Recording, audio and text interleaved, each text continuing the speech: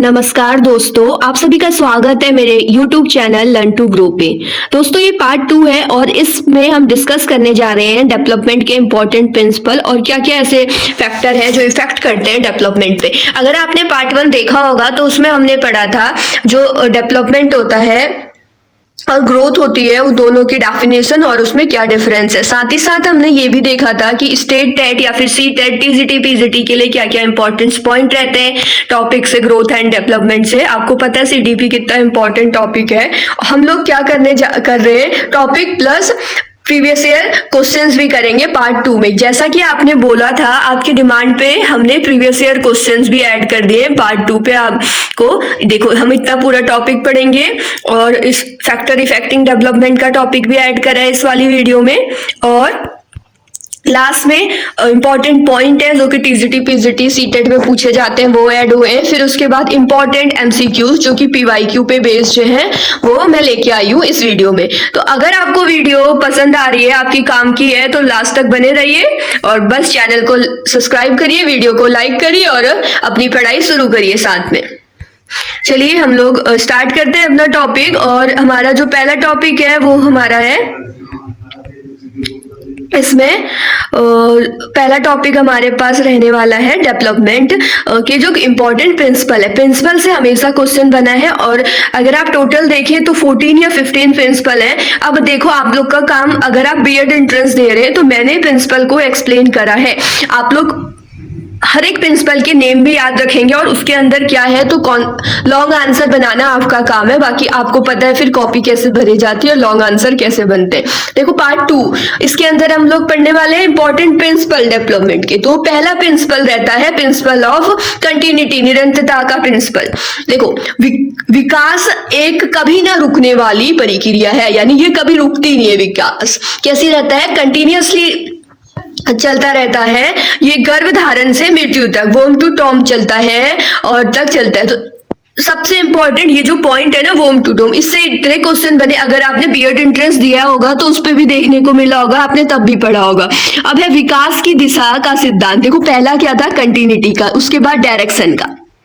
Direction के बाद हम लोग दूसरा देखेंगे। तो देखो डायरेक्शन के 2 प्रिंसिपल है, एक है मस्तकाधोमुखी यानी सेफलोकॉर्डल।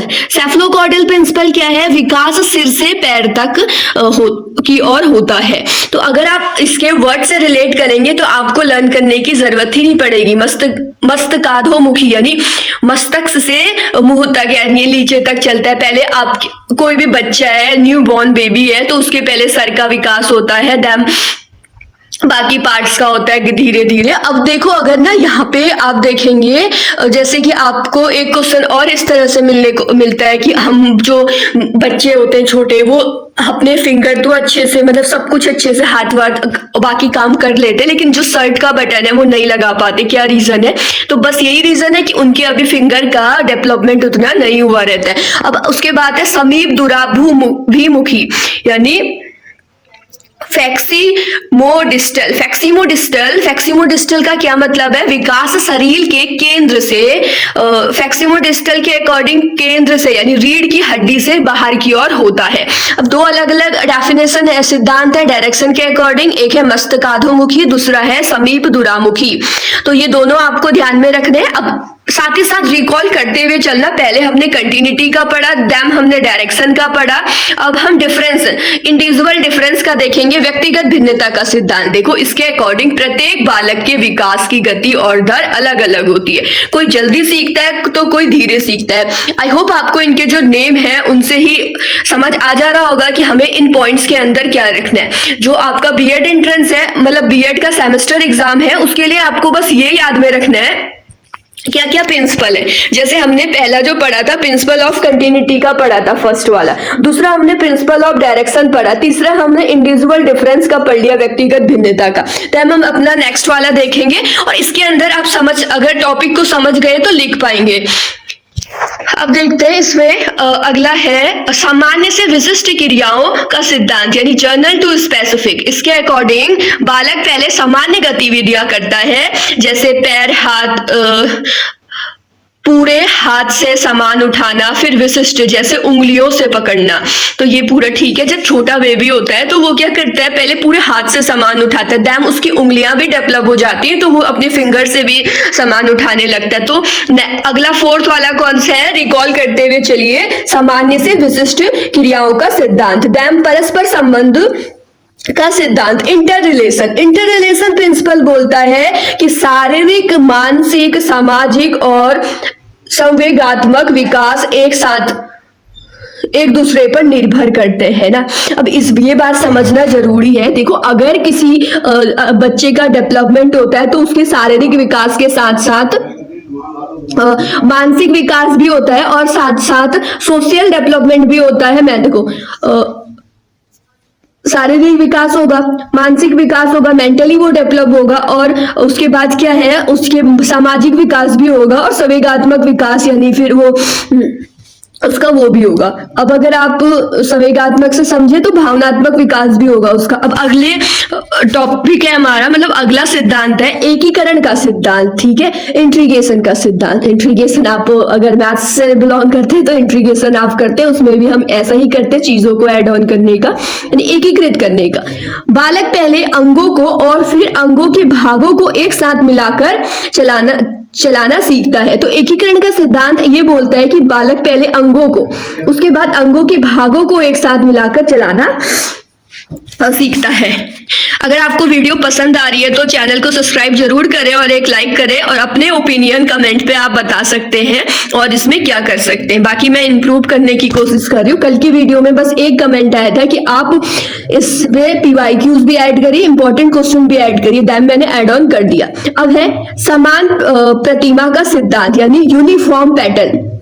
यूनिफॉर्म पैटर्न से मतलब है कि पूरी दुनिया में मनुष्य जाति के विकास का क्रम एक जैसा होता है। जैसा बच्चे पहले घुटने के बल पर चलेगा, चाहे वह किसी भी देश का हो। तो देखो, ऐसा तो नहीं है ना कि अगर यहाँ हम इंडिया में है, यहाँ के बच्चों की ग्रोथ अलग है, या फिर अगर किसी कंट्री के बच्चे की ग्रोथ अलग है, तो डेवलपमेंट तो सेम रहेगा, यूनिफॉर्म पैटर्न में रहेगा पूरी दुनिया में। समान प्रतिमान का सिद्धांत, देखो मुझे तो अब हैबिट होगी तो थोड़ा अच्छा रह रहा है, अच्छा लग रहा है पढ़ने में ये वाला सब्जेक्ट।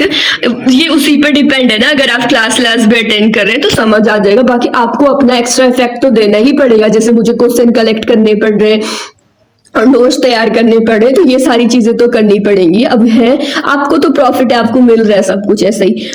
ये है वर्तुलाकार बनाम रेखीय विकास, यानी स्पिरल व्यास लीनियर। तो इसका क्या मतलब है, ये बोल रहा है कि विकास सीधी रेखा में नहीं होता। ये सिद्धांत भी इंपॉर्टेंट है, आप ये याद रखिए कि अब स्पाइरल होता है, जैसे आपने देखा होगा ना, स्प्रिंग देखी होगी, तो विकास भी ऐसी होता है जैसे स्प्रिंग होती है वैसी।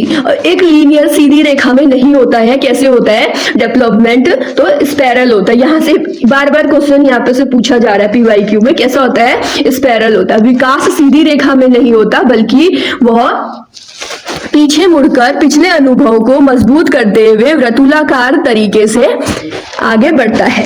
नेक्स्ट टॉपिक है हमारा, इसमें है विकास की गति में भिन्नता। गति में भिन्नता समझते हैं। विकास की गति में भिन्नता, विकास की दर हर अवस्था में एक समान नहीं रहती।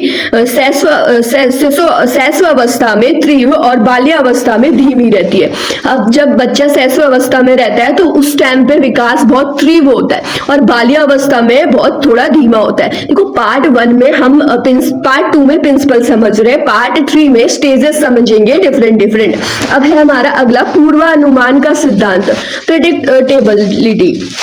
इसका मतलब क्या है कि बालक की वर्तमान वृद्धि को देखकर उसके भविष्य के विकास का अंदाजा लगाया जा सकता है। तो ये बोलता है पूर्वानुमान का सिद्धांत।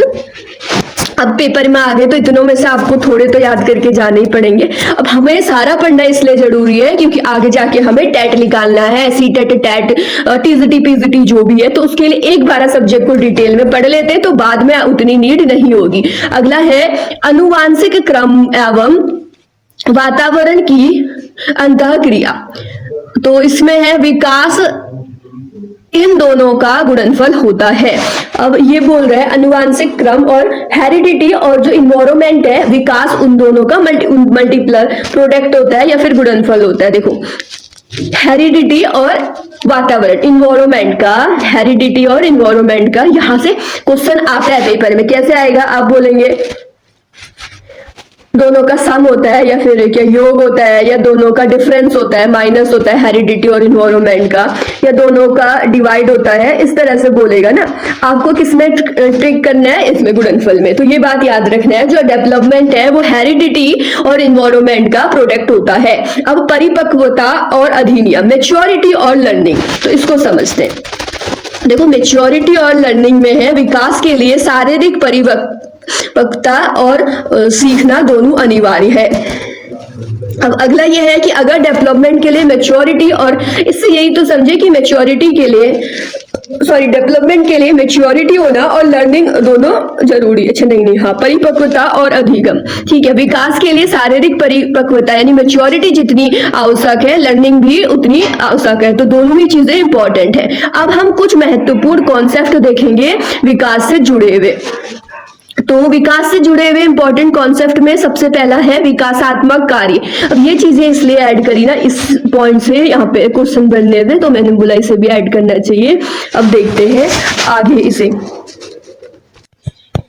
तो इसके अंदर हम लोग देखेंगे डेवलपमेंटल टास्क यानी विकासात्मक कार्य। विकासात्मक कार्य देखो, सरल शब्दों में अगर समझे तो हर उम्र की अपनी एक चुनौती या काम होता है। जैसे 1 साल के बच्चे का काम है चलना सीखना, वैसे 3 साल के बच्चे का काम है बोलना या फिर टॉयलेट ट्रेनिंग। जैसे छोटे बच्चे होते हैं ना 1 साल के, तो वो उनका बस यही है बच्चे का काम चलना सीखना। और जैसे बच्चा थोड़ा थोड़ा बड़ा हो जाता है 3 साल का, तो उसे हम बोलना सिखाते हैं या फिर टॉयलेट ट्रेनिंग देते हैं कि कैसे टॉयलेट करने जाना है, क्या है वो सारी चीजें। मतलब बोलने का ये मतलब है कि डेवलपमेंट का हर एक का अलग अलग टास्क है, तो हर उम्र के बच्चे की अपनी चुनौती है, अपना कार्य है, ये देखना है। अब एग्जाम पॉइंट से जो इंपॉर्टेंट एक बात है वो ये है, रॉबर्ट हैविल हट्स ये कहते हैं, इन्होंने कहा है कि अगर बच्चा सही उम्र में वह काम नहीं सीखता जो उसे आगे के विकास में दिक्कत आती है। तो मेन यही पॉइंट है, यहां से डेफिनेशन आ रही है कि अगर बच्चा सही उम्र में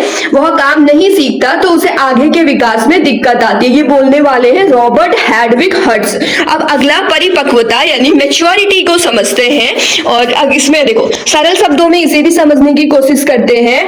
एक अंदरूनी शरीर का पकना है। तो मैच्योरिटी का मतलब यह है कि हम जो इंसान है उसको अंदरूनी शरीर का पकना, जैसे कि आप 6 महीने के बच्चे को इतना भी अच्छा कोच बुलाकर चलना नहीं सिखा सकते। यानी आप एक 6 मंथ का न्यू बॉर्न बेबी है और उसके लिए आप कोच रख रहे हैं कि आप उसे चलना सिखा दें, तो ये पॉसिबल नहीं है, क्योंकि उसके पैरों की हड्डियां या मांसपेशियां अभी परिपक्व यानी मैच्योर नहीं हुई है। आई होप आपको मैच्योरिटी समझ आया हो। अब है अगला जो एग्जाम के पॉइंट ऑफ व्यू से आपको याद रखना है, ये सारी चीजें हैं अभी तक मैंने समझाया समझने वाली। तो अगर आप स्पेशली सीटेट एग्जाम की अभी देने जा रहे हैं या फिर टेट वगैरह की तैयारी कर रहे हैं, तो जो एग्जाम पॉइंट ऑफ व्यू से इंपॉर्टेंट पॉइंट है उसे आप अपने नोट करिए और संभाल के रखिए, बाकी सारे चीजों को समझ लीजिए। यह एक जैविक प्रक्रिया है जिसे आप जबरदस्ती तेज नहीं कर सकते। तो जो मैच्योरिटी है वो कैसी प्रक्रिया है? जैविक प्रक्रिया है जिसे हम जबरदस्ती तेज नहीं कर सकते।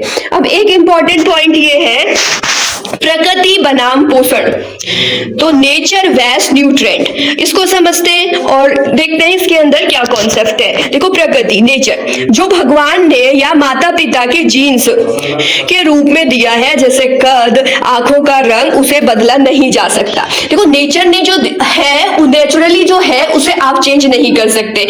वो हमें कैसे मिला है? या तो अपने पेरेंट्स के जीन्स से मिला है या फिर हमें उनकी जीन्स से मिला है, उसे हम बदल नहीं सकते। या भगवान ने दिया है या फिर हम पेरेंट्स के जीन्स से मिला है। तो जैसे आपकी आंखों का कलर है ये आप चेंज नहीं कर सकते, आपको नेचुरली वो गॉड के द्वारा गिवन है। या फिर आपके पेरेंट्स का भी आंखों का कलर ऐसा है तो आपकी आंखों का कलर ऐसा है। दूसरा है पोषण न्यूट्रिएंट, जो समाज स्कूल और खाने पीने से मिला इसे बदलाव आ सकता है। पोषण तो वो है जो हमें सोसाइटी से मिल रहा है, स्कूल से मिल रहा है। या अब पोषण से सिर्फ यही नहीं है कि आपको खाने पीने की बात हो रही है, पोषण से ये है कि आपको सोशली कितना आप डेवलप हो रहे हैं या फिर आप मेंटली कितना डेवलप हो रहे हैं, ये सारी चीजें भी होती है। आप किस तरह की सोसाइटी में रह रहे हैं, आपके जो माइंड है वो किस तरह से विकसित हो रहा है, ये इस बात से मतलब है। अब इस बीच में एक वैज्ञानिकों की बहस चलती है कि बच्चा जीन्स से बनता है या माहौल से, या फिर उसको जैसा इन्वायरमेंट मिल रहा है उससे ये बनता है या जीन्स से। अब इतना सब समझाने के पीछे बस एक ही इंपॉर्टेंट रीजन है, जो वुडवर्ड का सूत्र, यहाँ से क्वेश्चन हमेशा पूछते हैं। तो ये वुडवर्ड्स इसको इंपॉर्टेंट करके नोट कर लो। देखो अगर मैं आपको डायरेक्ट ये बता देती है फॉर्मूला तो आपको समझ ही नहीं आता। सबसे पहले मैंने आपको दोनों चीजें क्लियर करी, अब ये बताया इन्होंने क्या फॉर्मूला दिया है वुडवर्ड ने। इनका कहना है जो विकास है, डेवलपमेंट है, वो हेरिडिटी, आनुवांशिकता और वातावरण का गुणनफल होता है। ये हमने आगे भी देखा था ये चीजें। अब एक एग्जाम्पल समझते हैं। जैसे एक आयत का क्षेत्रफल निकालने के लिए लंबाई और चौड़ाई दोनों का गुणा करना पड़ता है, वैसे ही इंसान के लिए जीन्स और मोहल दोनों का गुणा करना पड़ता है। ठीक है, जैसे हम लोग एक रेक्टेंगल का एरिया निकालते हैं तो किसको मल्टीप्लाई करते हैं, लेंथ और ब्रेथ को। वैसे ही अगर हम डेवलपमेंट की बात करें तो उस केस में हम लोग हेरिडिटी और इन्वायरमेंट दोनों को इन्वॉल्व करेंगे। अगर एक भी जीरो हो तो विकास जीरो हो जाता है। ठीक है, जीन्स या फिर हेरिडिटी या इन्वायरमेंट में से एक भी कम है तो विकास जो है वो धीमा हो जाता है, फिर जीरो हो जाता है, ऐसा बोल सकते हैं। आई होप आपको ये समझ आया हो। अब हम देखेंगे विकास को प्रभावित करने वाले कारक, फैक्टर अफेक्टिंग डेवलपमेंट। देखो आंतरिक और या आनुवांशिक कारण, इंटरनल फैक्टर या फिर नेचर। तो देखो हेरिडिटी जो आनुवांशिक कारण है, देखो कौन कौन से ऐसे कारण है जो आंतरिक है या फिर हमें जो नेचुरली मिले हैं। नेचुरली कैसे मिल सकते हैं, या तो गॉड के द्वारा या फिर हमारे पेरेंट्स के जीन्स के द्वारा। तो पहला जो हेरिडिटी है, इसका मतलब है कि माता पिता से मिले जीन्स या बुद्धि। हेरिडिटी से मतलब है, देखो हेरिडिटी पहला कारण है, इसमें हमें माता पिता से मिले जीन्स जैसे बुद्धि, कद, रंग, रूप निर्धारित करते हैं। तो हेरिडिटी, अगर कोई बच्चा है तो उसकी बुद्धि, कद, रंग, रूप इसका निर्धारण होता है। आई होप ये वृद्धि ना हो। चलिए दूसरा देखते हैं, बुद्धि, इंटेलिजेंस। तीव्र बुद्धि वाले बालकों का मानसिक और सामाजिक विकास जल्दी होता है। इंटेलिजेंस ये है कि अगर, हाँ ठीक है बुद्धि होगा, अगर किसी का बुद्धि तीव्र है तो ज्यादा इंटेलिजेंट बालक है तो उसका मानसिक विकास जल्दी होता है। तो अंतःस्रावी ग्रंथियां, इंडोक्राइन ग्लैंड्स, शरीर के हार्मोन्स जैसे थायराइड, पिट्यूटरी ग्लैंड शरीर के विकास को नियंत्रित करती है। और कौन कौन से हमारे, अगला जो है शारीरिक स्वास्थ्य है। तो शारीरिक स्वास्थ्य को समझते हैं जन्म के समय, और इनका मतलब है कि जन्म के समय और बाद का स्वास्थ्य विकास की गति तय करना। अगला है जेंडर, लिंग। तो लड़के और लड़कियों की वृद्धि दर अलग अलग आयु में अलग अलग होती है। तो जीन्स का ये इफेक्ट पड़ता है, जैसे अगर गर्ल्स और बॉयज में उनकी बोल रहा है कि डेवलपमेंट वृद्धि अलग अलग आयु में अलग अलग होती है। और संवेग, इमोशंस, तो ये सारी चीजें इसलिए ऐड ऑन करिए क्योंकि लॉन्ग में क्वेश्चन बनेगा कि आप फैक्टर बताइए क्या क्या इफेक्ट करते हैं हेरिडिटी डेवलपमेंट को। तो सबसे पहले आपको ये करना है कि दो तरह के फैक्टर इफेक्ट करते हैं, इंटरनल और एक्सटर्नल। अभी हम लोग पढ़ रहे हैं इंटरनल फैक्टर के बारे में। लास्ट इसका पॉइंट है संवेग, इमोशन, यानी कि अत्यधिक क्रोध या फिर भय बालक के मानसिक स्वास्थ्य को प्रभावित करते हैं। अगर देखो, अगर कोई बालक, इमोशंस की बात है, इमोशन ना ही ज्यादा होने चाहिए ना ही कम होने चाहिए। अब जैसे इमोशनली वीक बच्चा है तो उसका डेवलपमेंट उतने जल्दी नहीं होगा, उसको डेवलपमेंट पे इफेक्ट पड़ेगा इमोशन का भी। जैसे हम अगर बात करें इसकी क्रोध की या फिर भय की, अब कोई बच्चा ऐसा है जिसको बहुत ज्यादा गुस्सा आता है, ऐसा बच्चा जो बहुत ज्यादा डरता है, तो वो उसके मानसिक स्वास्थ्य को प्रभावित करता है। अब हम पढ़ते हैं एक्सटर्नल कारण या फिर बाह्य या फिर वातावरण कारण। देखो इसके अंदर देखते हैं पोषण, न्यूट्रिशन। संतुलित और पौष्टिक आहार विकास का आधार है। पोषण, न्यूट्रिशन क्या है, न्यूट्रिशन को समझे तो ये संतुलित और पौष्टिक आहार विकास का आधार है। उसके बाद हम अगला देखें, पारिवारिक वातावरण। तो इसके अंदर आता है पारिवारिक वातावरण के अंदर आएगा स्नेह, सुरक्षा और कलह मुक्त वातावरण। पारिवारिक वातावरण के अंदर मन परिवार का स्नेह, सुरक्षा और कलह मुक्त वातावरण आता है। अब कलह मुक्त वातावरण, सामाजिक आर्थिक स्थिति, शिक्षा और संसाधनों तक पहुंच। सामाजिक आर्थिक स्थिति के अंदर है कि आप इसके अंदर शिक्षा और संसाधन तक कितनी पहुंच हो पा रही। देखो ना, एक बच्चा ऐसा है जिसको हाई एजुकेशन, एक अच्छी एजुकेशन मिल रही है, और दूसरा बच्चा ऐसा है जिसके पास संसाधनों की कमी है, उसको उतनी अच्छी एजुकेशन नहीं मिल रही है। तो ये सोशल रीजन हो गए जिसके कारण उसका डेवलपमेंट उसके मुताबिक उतना तेज नहीं हो पा रहा है। एक बच्चा ऐसा है जो गांव के स्कूल में पढ़ रहा है, और एक बच्चा ऐसा है जो सिटी के स्कूल में पढ़ रहे हैं, इंटरनेशनल स्कूल, या फिर बोले जहां मुझे सारे के सारे डिजिटल इक्विपमेंट्स यूज कर रहा है, वो डिजिटल बोर्ड देख रहे हैं, सब कुछ देख रहे हैं, और एक बच्चा वहां पे पढ़ रहा है जहाँ पे लो इंटरनेट कनेक्शन है। तो इस तरह से आप समझ सकते हैं। अब दूसरा है विद्यालय का वातावरण। विद्यालय का वातावरण, शिक्षकों का व्यवहार, या फिर किस तरह का, अब बच्चे किस तरह के स्कूल में जा रहे हैं, वहां टीचर का किस तरह का बिहेवियर है, या वो किस तरह का डिसिप्लिन प्रोवाइड करवा रहे हैं, इस पे भी निर्भर करता है। तो आई होप आपको वीडियो अच्छी लग रही होगी। अब देखो, हमें सारी चीजें कवर करनी है तो थोड़ी वीडियो लेंथी हो जाएगी। अभी एमसीक्यूज भी बचे, आप लोग अपना फीडबैक दें, उसी अकॉर्डिंग में फिर वीडियो बनाऊंगी। अगला है रोग या एवं चोट। अब जैसे किसी बच्चे को कोई बीमारी है या किसी बच्चे को कोई चोट लग गई है, तो वो अगर फिजिकली फिट नहीं है उतना, तो वो उसका डेवलपमेंट क्या होगा, विकास उस केस में भी बाधा डालेगा विकास को। कल्चर भी बहुत इफेक्ट डालता है, जैसे सामाजिक रीति रिवाज या फिर परंपरा या फिर भाषा बोलते हैं। नेक्स्ट कारण है जलवायु, क्लाइमेट। भौगोलिक स्थिति का प्रभाव, जैसे ठंडे प्रदेशों के लोगों का विकास गर्म प्रदेशों से भिन्न होता है। ये बात भी ठीक है कि क्लाइमेट इफेक्ट भी बहुत ज्यादा रहता है। तो ये सारे थे हमारे जो एक्सटर्नल रीजन थे। अब हम विशेष पॉइंट देखते हैं जो टीजीटी पीजीटी या फिर सीटेट के रिगार्डिंग इंपॉर्टेंट रहने वाले। ये मैंने पहले भी आपको पढ़ा रखे हैं, अब हम सिर्फ इंपॉर्टेंट पॉइंट इसमें से देख रहे हैं। तो बुलवर्ड्स का जो फॉर्मूला है, इसके अकॉर्डिंग क्या था, डेवलपमेंट, हेरिडिटी और इन्वायरमेंट का गुणनफल होता है। ये ठीक है। अगला हम प्रकृति बनाम पोषण विवाद भी देखते हैं। इसमें हमने समझा था कि प्रकृति का अर्थ अनुवांशिक क्रम से और पोषण का अर्थ वातावरण से है। तो ये आप याद रखना। परिपक्वता, मैच्योरिटी एक जैविक बायोलॉजिकल प्रक्रिया है जो उम्र के साथ स्वतः आती है। इतने पॉइंट आप लोग याद रखिए। देखो, बुलवर्ड्स फॉर्मूला क्या है, फिर से रिवाइज करवाते हैं आपको। बुलवर्ड्स फॉर्मूला बोलता है कि हेरिडिटी और इन्वायरमेंट आपस में मल्टीपल होते हैं या फिर गुणनफल के रूप में होते हैं। प्रकृति बनाम पोषण विवाद की बात करें तो प्रकृति का अर्थ है अनुवांशिक क्रम से और पोषण का अर्थ है वातावरण से। ये मैंने आपको क्लियर करवाया। आगे परिपक्वता, मैच्योरिटी, यह एक जैविक बायोलॉजिकल प्रक्रिया है जो उम्र के साथ स्वतः आती है।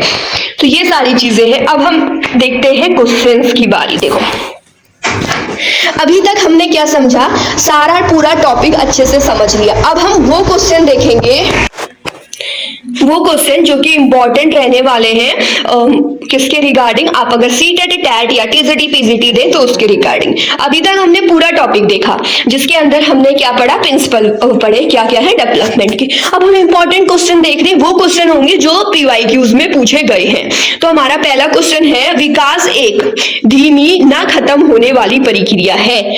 यह विचार विकास के किस सिद्धांत से संबंधित है। तो अभी आपने पढ़ा, बताओ कौन सा ऐसा सिद्धांत है जो कि बोलता है कि विकास एक कभी ना खत्म होने वाली प्रक्रिया है। तो पहला ही प्रिंसिपल था, प्रिंसिपल ऑफ कंटिन्यूटी, निरंतरता का सिद्धांत। इसके अकॉर्डिंग, इसी के अकॉर्डिंग हमने पढ़ा था। नेक्स्ट क्वेश्चन, हम क्वेश्चन नंबर 2 देखते हैं। उसके अंदर हम लोग देखेंगे, एक सेकंड,